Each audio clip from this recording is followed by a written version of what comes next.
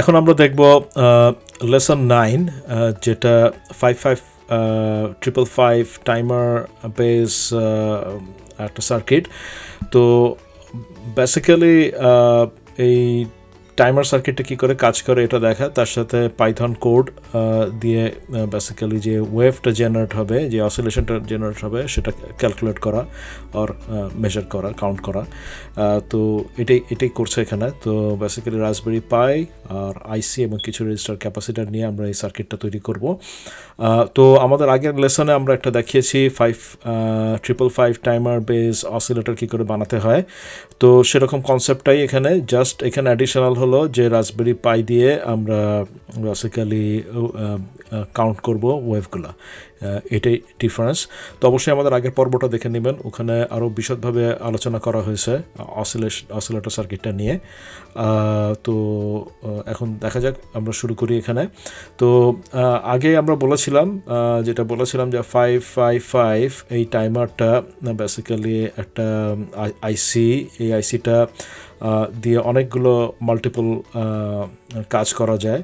এটা basically analogue আর digital সার্কিটের একটা কম্বিনেশন, এবং বেসিক্যালি ফাংশনালিটি ওয়াইজ এটা দিয়ে পালস জেনারেশন করা যায়, অসিলেটর, টাইমার সার্কিট, এগুলো সব করা যায়। তো আমরা দেখি এখানে, তো এখানে এই যে আমাদের আইসিটা 8টা পিন আছে এখানে।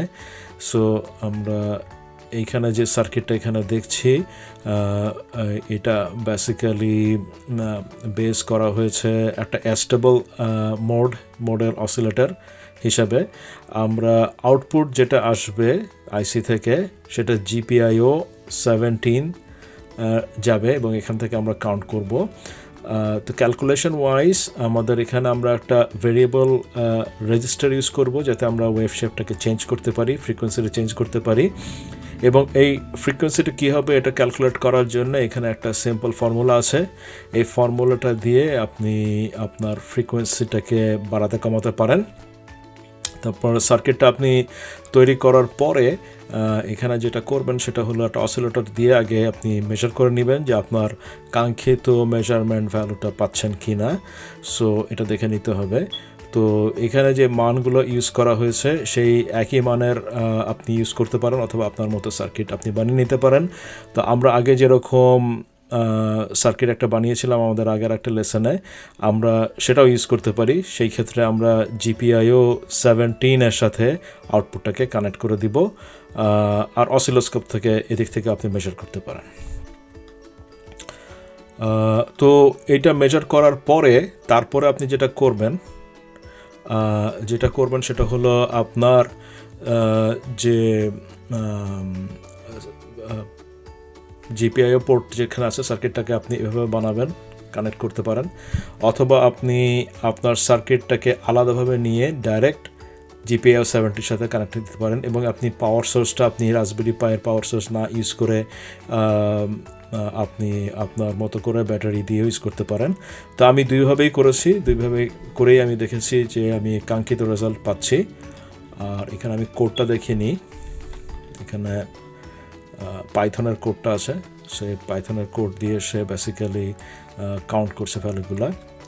তো এটাই মোটামুটি সার্কিটটা এখানে যেটা বলা হয়েছে, এই টাস্কটা।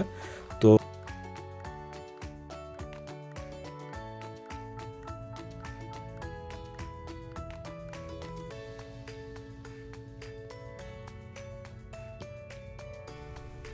এখানে আমার 555 আইসিটা আমি এখানে বসিয়েছি। ওই যে এখানে যেটা কাট মার্কটা দেখছেন এটা সামনের দিকে গেছে, লেফট সাইডে থাকবে। আর দুইটা পিনের সেটের মাঝখানে এখানে যেই খাঁজটা আছে সেই খাঁজের দুই সাইডে আমরা রেখেছি যাতে এটা শর্ট সার্কিট না হয়।